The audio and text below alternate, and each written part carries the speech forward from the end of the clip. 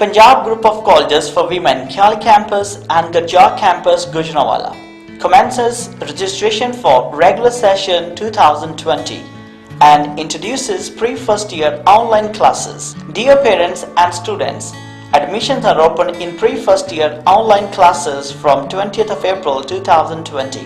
Enroll yourself now in FSC Pre-Medical, FSC Pre-Engineering, ICS, ICOM and FA. Salient features: the Punjab College of Sciences for Women is affiliated with Gujranwala Board and University of the Punjab. Gold medalists and full teachers. 100% results. Modern library containing more than 5,000 books. State-of-the-art science laboratories. Well-equipped computer lab with multimedia and projector. Curricular and extracurricular activities.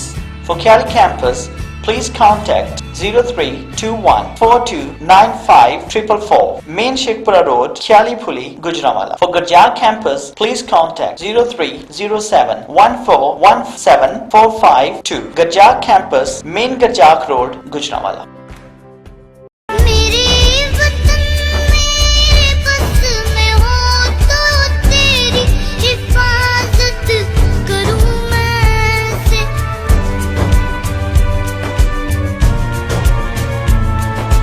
المدد welfare society کا فلاحی منصوبہ المدد welfare ہسپتال اپنی مدد آپ کے تحت بننے والے المدد ویلفیئر ہسپتال میں تمام سہولیات دستیاب ہیں۔ O P D check up, normal delivery, C section, ultrasound, laboratory کی سہولت، ایمرجنسی 24 گھنٹے، نادار اور غریب مریضوں کے لیے نہایت خصوصی رعایت۔ ایڈریس: نزد ریلوے کراسنگ، راہ والی۔ Phone number 055 3298 671۔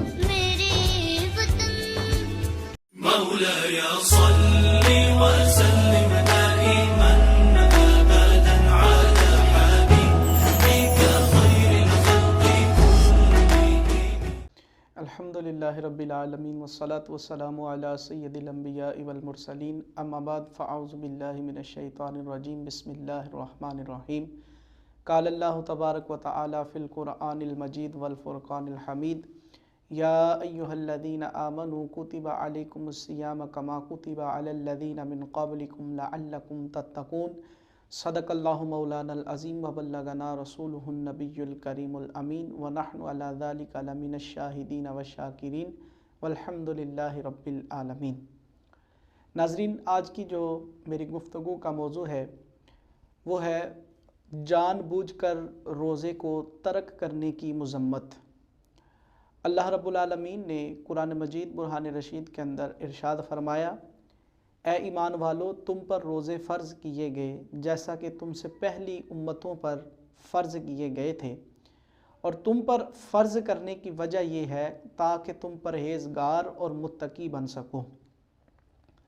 اب یہاں پر اللہ رب العالمین نے روزہ رکھنے کا حکم ارشاد فرمایا، لیکن فی زمانہ یہ دیکھا جاتا ہے کہ لوگ اپنی مجبوری کا اظہار کرتے ہیں کہ کام بہت سخت ہے، گرمی بہت زیادہ ہے، مزدور طبقہ اس سے شکایت کو سامنے رکھتے ہوئے روزہ چھوڑ دیتا ہے۔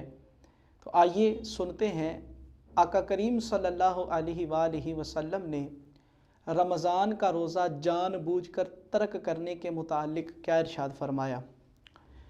ابو داؤد شریف کی حدیث مبارکہ ہے، آقا کریم صلی اللہ علیہ وآلہ وسلم نے ارشاد فرمایا کہ جس نے رمضان المبارک کا ایک روزہ جان بوجھ کر ترک کر دیا، چھوڑ دیا، تو ساری زندگی بھی روزے رکھتا رہے تو اس ایک روزے کی فضیلت کو نہیں پا سکتا۔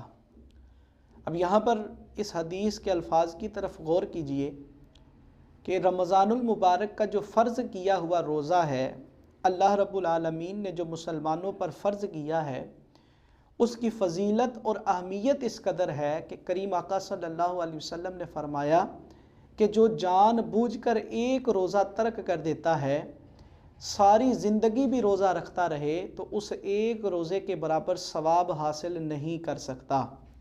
اسی طرح آقا کریم صلی اللہ علیہ وآلہ وسلم کی حدیث ہے، مسلم شریف کی حدیث ہے، فرمایا کہ پانچوں نمازیں اور ایک جمعے سے لے کر دوسرے جمعے تک اور ایک رمضان المبارک سے لے کر دوسرے رمضان المبارک تک، یہ جو دوسرا رمضان المبارک آتا ہے یہ پچھلے سارے گناہوں کا کفارہ بن جاتا ہے۔ اسی طرح آقا کریم صلی اللہ علیہ وآلہ وسلم نے ساتھ یہ بھی ارشاد فرمایا جبکہ وہ شخص کبیرہ گناہ نہ کرتا ہو۔ یہاں پر میں ایک وضاحت کرنا چاہتا ہوں کہ قرآن اور حدیث کے اندر جہاں بھی مغفرت کی اور بخشش کی بشارت ہوتی ہے وہاں سے صغیرہ گناہ مراد ہوتے ہیں۔ صغیرہ گناہ روزے سے بھی معاف ہو جاتے ہیں، جمعہ پڑھنے سے بھی معاف ہو جاتے ہیں، نماز پڑھنے سے بھی معاف ہو جاتے ہیں، قرآن کی تلاوت کرنے سے بھی معاف ہو جاتے ہیں، لیکن کبیرہ گناہ بغیر توبہ کے کبھی بھی معاف نہیں کیا جاتا۔ تو یہاں پر قرآن اور حدیث کے اندر جہاں بھی گناہوں کی معافی کی بات آئے گی وہاں پر مراد صغیرہ گناہ ہوں گے۔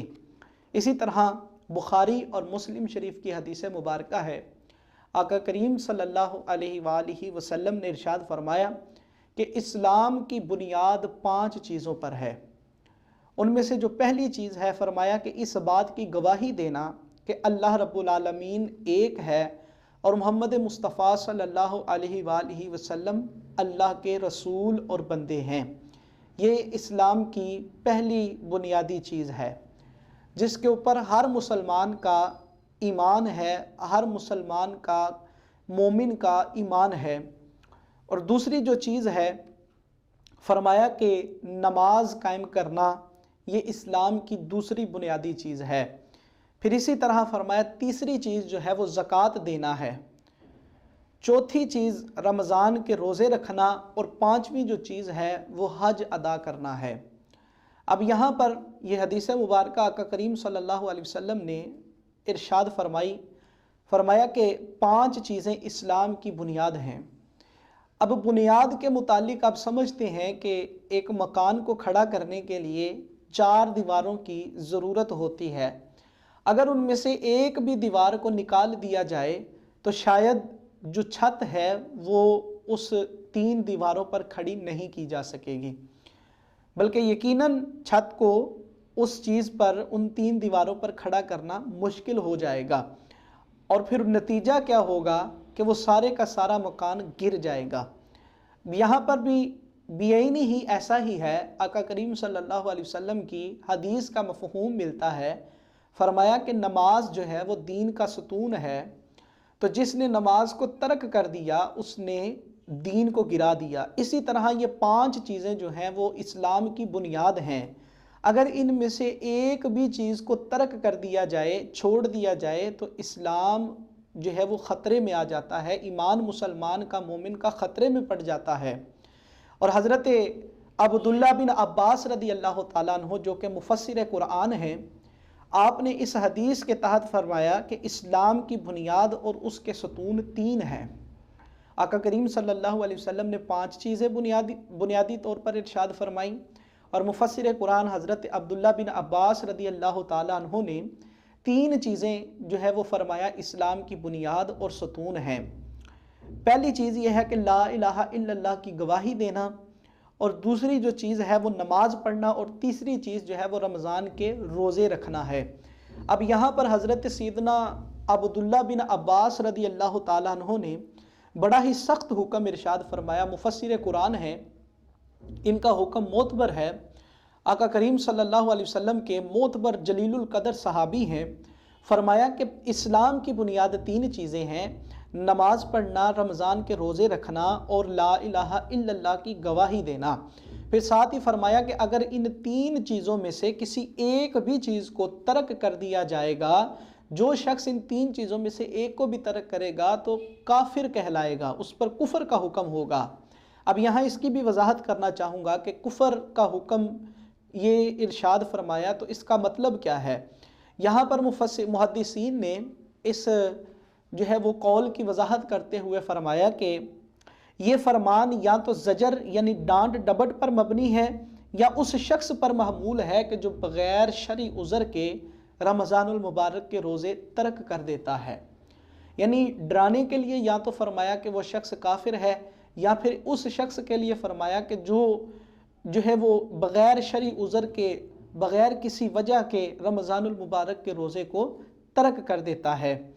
پھر سیدنا ابن عباس رضی اللہ تعالیٰ عنہ نے فرمایا کہ تم بہت سے لوگ ایسے پاؤ گے جو کثیر مال ہونے کے باوجود حج اور زکوٰۃ ادا نہیں کرتے، لیکن ان لوگوں کو کافر قرار دے کر قتل کرنا جائز نہیں ہے۔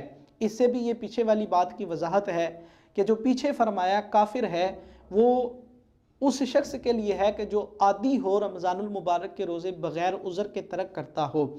اسی طرح آقا کریم صلی اللہ علیہ وآلہ وسلم کی حدیث موجود ہے، فرمایا کہ اس حدیث کو بخاری شریف کے اندر امام بخاری نے نقل کیا، فرماتے ہیں کہ جھوٹ بولنا اور اس پر عمل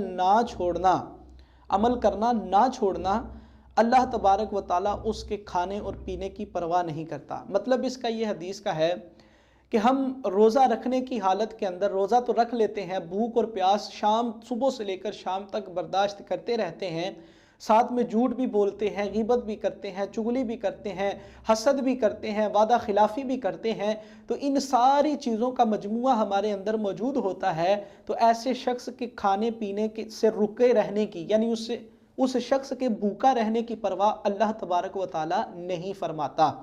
یہ حدیث صحیح ہے، اس کو امام بخاری نے اپنی کتاب میں نقل کیا۔ اسی طرح ترمذی شریف کی حدیث مبارکہ ہے، آقا کریم صلی اللہ علیہ وآلہ وسلم نے فرمایا کہ اس شخص کی ناک خاک آلود ہو کہ جس نے رمضان المبارک کے مہینے کو بابرکت مہینے کو پایا اور اس میں اپنی بخشش نہ کروا سکا۔ تو یہاں پر غور طلب بات ہے کہ ہم کتنے ہی رمضان المبارک کے ایسے مہینے ہیں کہ جو اللہ تبارک و تعالیٰ نے ہمیں عطا کیے۔ ہماری خوش قسمتی ہے کہ اللہ رب العالمین نے اس سال پھر ہمیں رمضان المبارک کا بابرکت مہینہ دیا، اور اس کے بھی آج جو ہے وہ 16 روزے گزر چکے ہیں۔